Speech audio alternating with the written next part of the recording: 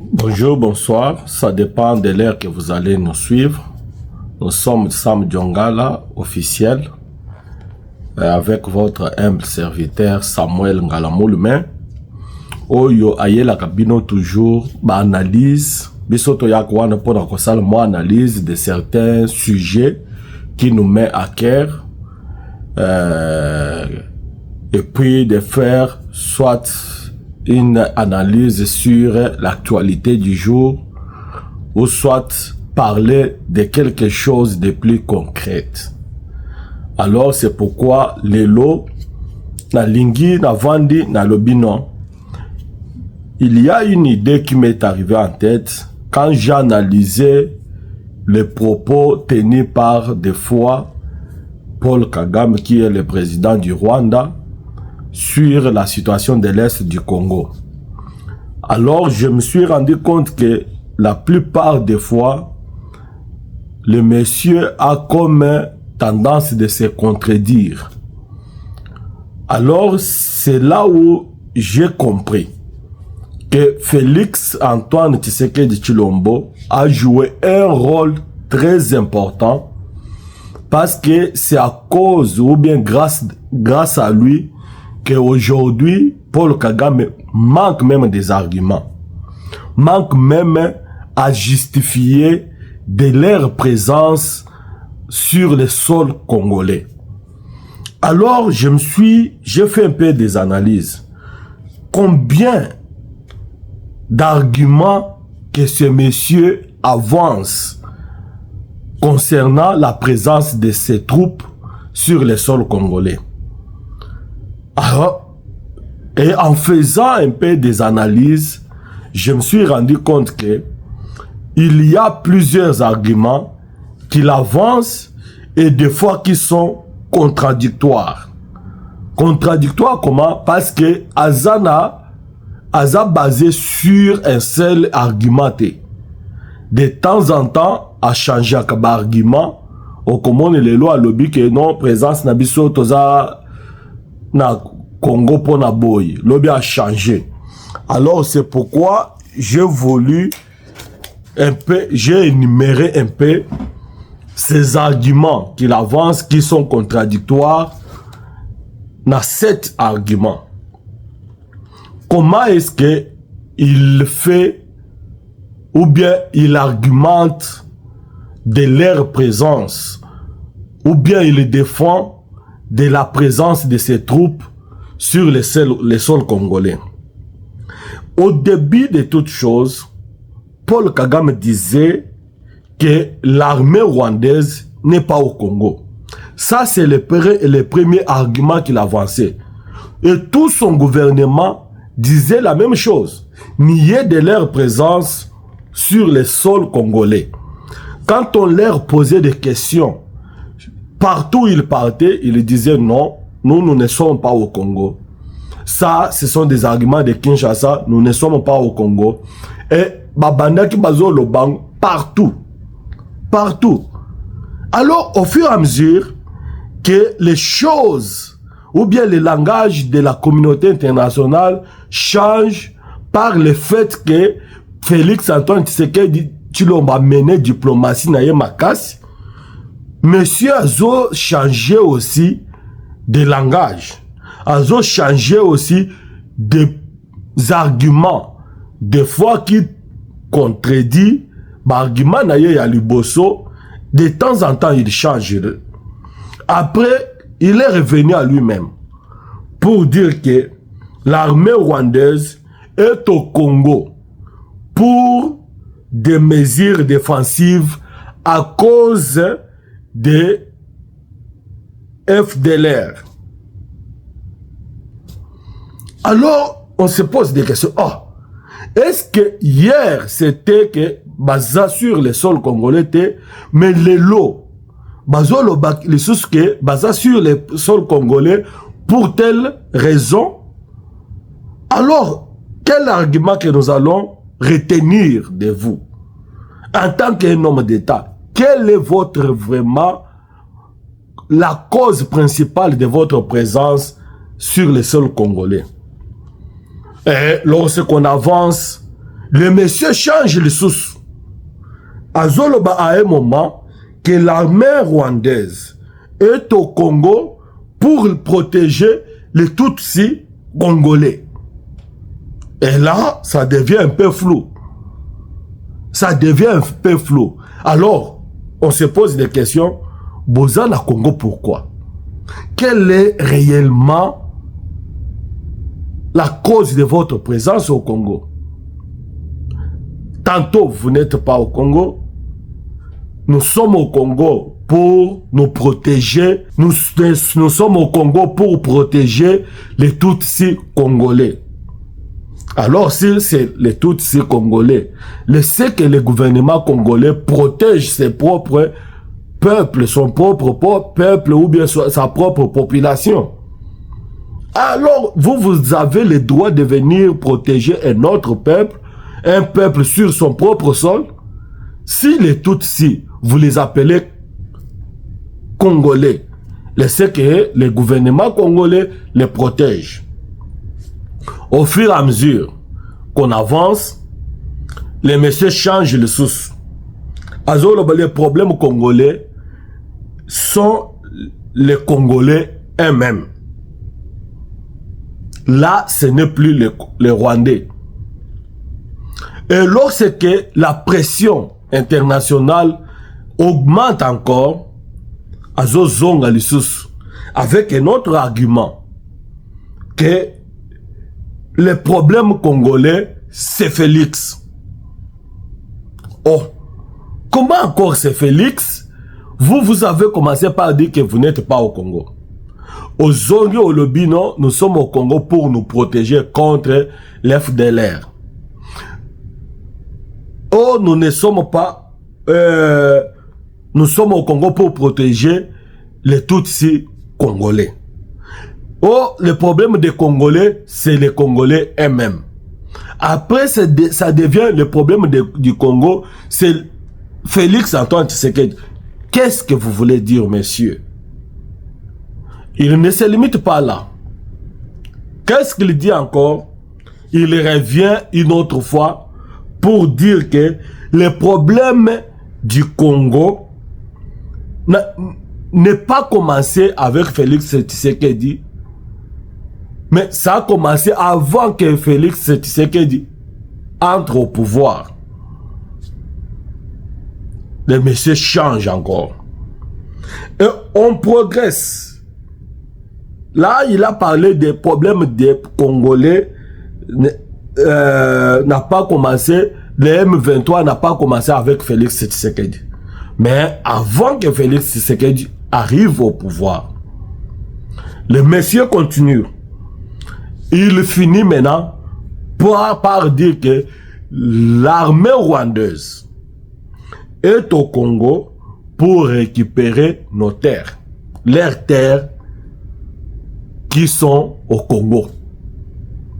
Alors, après avoir visualisé tout ça, après avoir parcouru tout ce qu'il a donné, argumenté, ou bien donné, avancé comme argument de leur présence sur les sols congolais, je me suis posé la question, qu'est-ce qui se passe? Pourquoi est-ce que le monsieur n'a pas un seul langage? Qu'est-ce qui fait que Kagame puisse changer de temps en temps l'argument ou bien les arguments? Je me rends compte qu'ils sont face de quelqu'un qu'ils n'envisageaient pas qu'il pouvait faire ça. Ils sous-estimaient Félix Tshisekedi, mais ils se sont rendus compte que nous n'avons plus d'arguments avancés. Pourquoi? Parce que ces messieurs est plus fort que nous. Aujourd'hui, Bissotouba Congolais, Tokoloba que Félix Tshisekedi est très fort que Paul Kagame.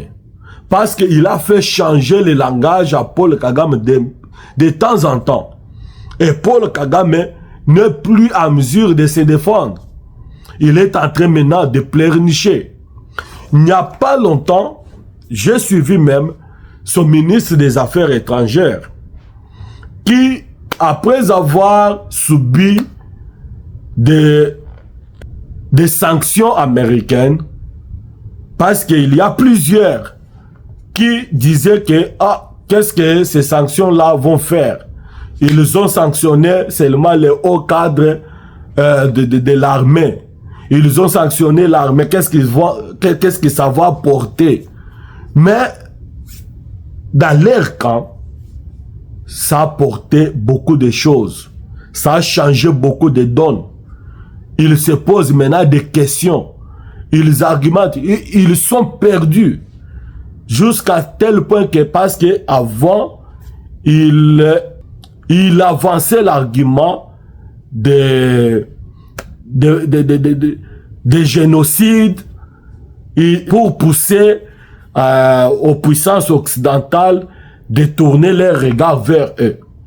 Maintenant, ils sont en train de faire des chantages, non pas avec les problèmes de génocides.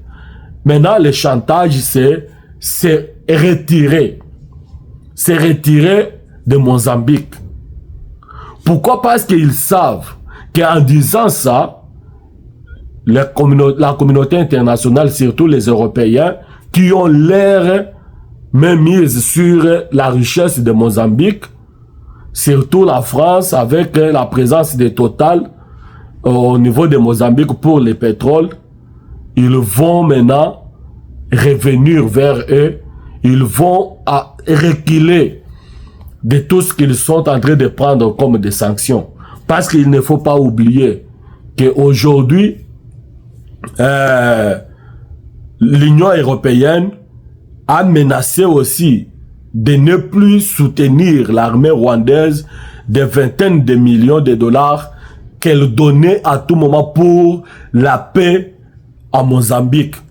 Alors, les messieurs maintenant, ils se servent de leur présence ou bien de la présence de leur armée à Mozambique pour faire le chantage à la communauté internationale. Tout ça, donc les messieurs, ils sont totalement perdus. Perdus. Ils n'ont plus d'arguments pour avancer. Ils commencent maintenant à pleurnicher. Pourquoi? Parce que ils subissent des sanctions de gauche à droite. Tout ça fait aussi de sorte qu'ils changent le langage, qu'ils changent les arguments qui prouvent de leur présence sur le sol congolais.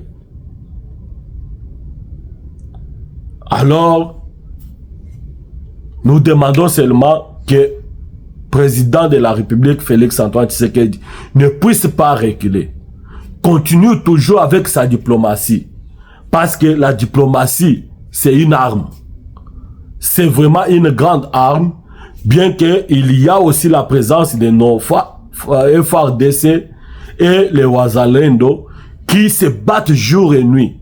Nous avons suivi ce qu'ils ont fait dernièrement sur à Uvira.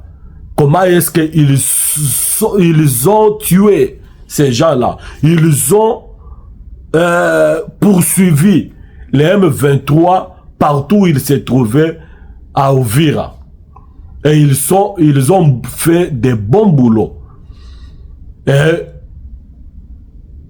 nous sommes reconnaissants de cela.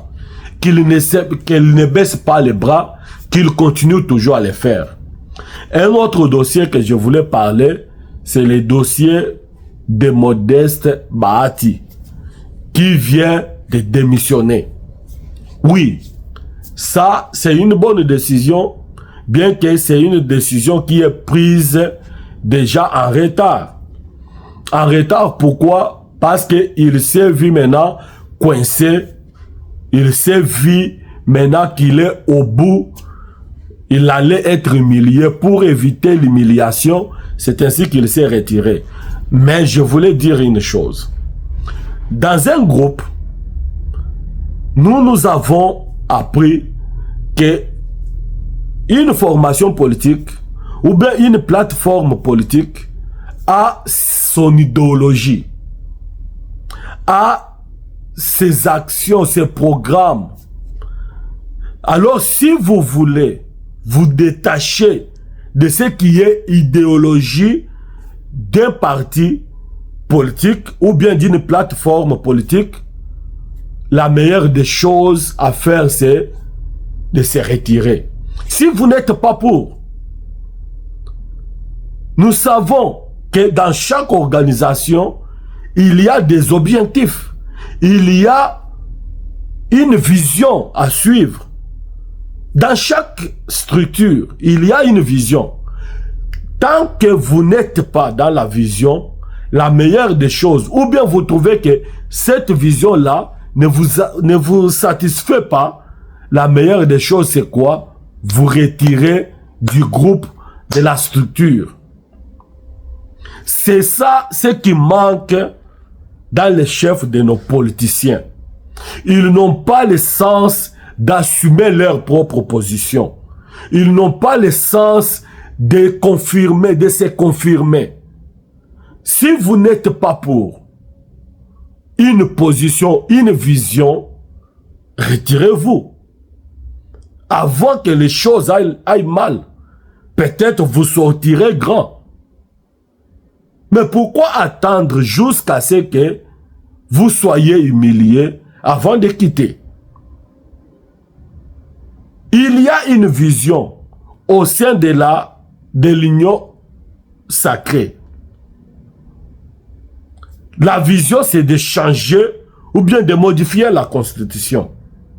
Si vous n'êtes pas pour, la meilleure des choses, c'est faire un point de presse où vous assumez que vu qu'il y a la divergence entre mon point de vue et le point de vue de mon parti ou soit de ma plateforme, je préfère me retirer de ça. Je préfère ne pas continuer à acheminer avec eux. Alors c'est pourquoi je me retire. Et je pense, s'il avait fait ça, il allait sortir grand. Mais maintenant, sa démission n'a pas de sens.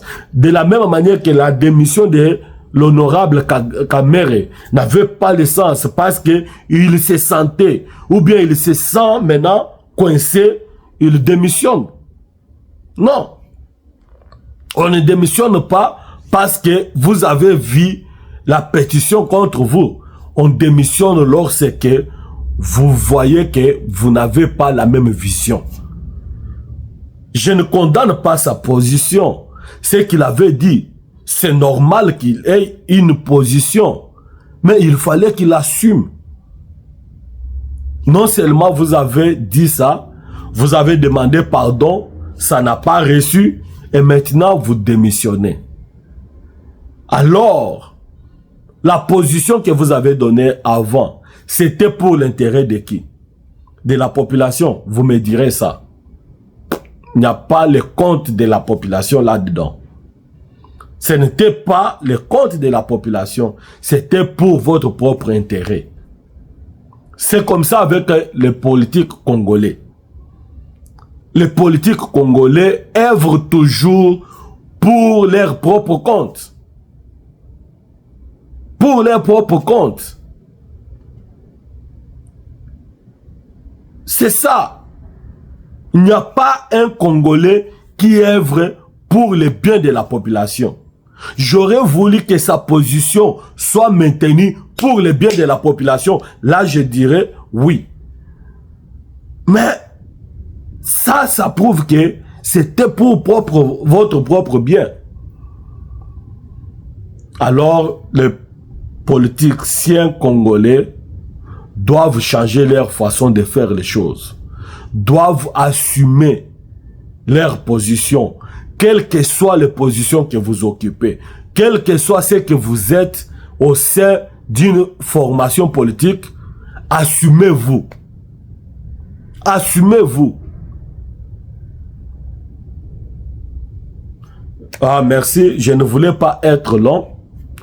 C'était votre humble serviteur, Samuel Ngalamoulme, sur votre chaîne YouTube Sam Diongal officiel, que nous vous demandons de temps en temps de vous abonner et puis de ne pas hésiter de nous faire des remarques, de nous faire des propositions, parce que c'est ensemble que nous pouvons développer certaines choses, que nous pouvons développer certaines analyses, que nous pouvons connaître. Moi, je n'ai pas le monopole de la vérité ou bien de la connaissance, mais nous pouvons nous partager des idées et des connaissances. Merci, abonnez-vous, partagez nos vidéos et surtout demandez aux autres de s'abonner. Moi et vous, on se verra prochainement avec un nouveau numéro.